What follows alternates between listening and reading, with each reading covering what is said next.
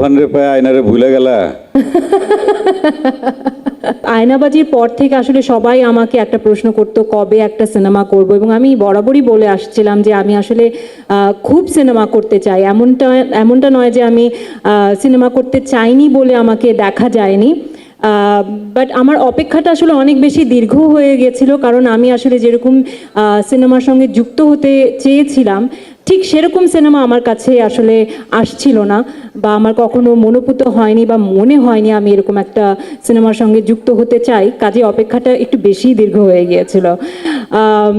আর মৌ যে বলছিল আমাকে প্রেস কনফারেন্সে দেখেছে, আসলে তখন প্রেস কনফারেন্সে আমি গিয়েছিলাম, আমাকে আমন্ত্রণ জানানো হয়েছিল বলে আমি নর্মালি দর্শক হিসেবে শুভেচ্ছা জানাতে গিয়েছিলাম আলফাই চরকিকে। আমি তখনও জানতাম না যে এরকম কোনো কিছু আমার কাছে আসবে। সেদিন রাফির সঙ্গে আমার দেখা, এবং রাফি আমাকে বলে যে আপু একদিন আসো আমার অফিসে, আমি একটু কথা বলবো।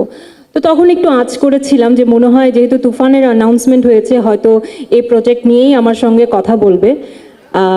তো গল্প যখন আমি পুরো স্ক্রিপ্ট পড়ে আমার কাছে জাস্ট আমি পুরো ভিজুয়ালাইজ করে ফেলেছিলাম পুরো ফিল্মটা, যে it's like a cinema hall movie, মানে সিনেমা হলের স্টোরি।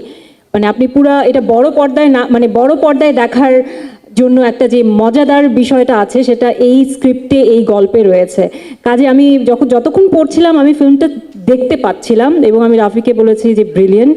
রাফি আমাকে বলেছে যে আদনান আদিব খান লিখেছেন, তো আমার খুবই ভালো লেগেছে।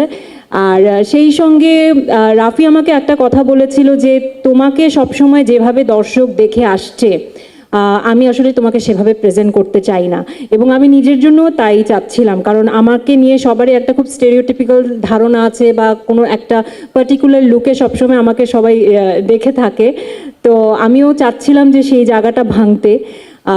তো থ্যাংক ইউ রাফি আমাকে ওভাবে প্রেজেন্ট করবার জন্য, আই এম ভেরি হ্যাপি। এবং সেই সঙ্গে যখন অবশ্যই জানতাম যে আমাদের মেগা স্টার শাকিব খান রয়েছেন, সো সেটা ইজ লাইক দ্য কি বলে আইসিং অন দ্য কেক, মানে চেরি অন দ্য কেক, এর চেয়ে বিশাল আর কি হতে পারতো। সো তুফান আমার করতেই হতো যে করে হোক। সো আমাদের সুপারস্টার ডিরেক্টর রাফি রয়েছে, মেগাস্টার শাকিব খান রয়েছে, এবং অবশ্যই আমি মেনশন করতে চাই আলফাই এবং চরকি যেখানে একসঙ্গে এসভিএফ রয়েছে, তারা যখন একসঙ্গে তখন আসলে সাহস, ভরসা, বিশ্বাস আরও বেড়ে যায় যে এই সিনেমা আসলেই একটা তুফান সৃষ্টি করবে সিনেমা হলে। এবং আমি ভীষণ এক্সাইটেড, এবং আপনাদের সবাইকে অনেক আমন্ত্রণ জানাবো। আমি জানি আপনারা আসবেন, তারপরেও বলবো যে আরও সবাইকে ছড়িয়ে দেন তুফানের ব্যাপারে, যাতে সবাই দলে বলে হলে আসে। So thank you so much মো। তুফান রে পায় আয়নারে ভুলে গেলা। ঠিক আছে ব্রাদার, তাই হয়, তাই হয়। দিয়ে দিলাম।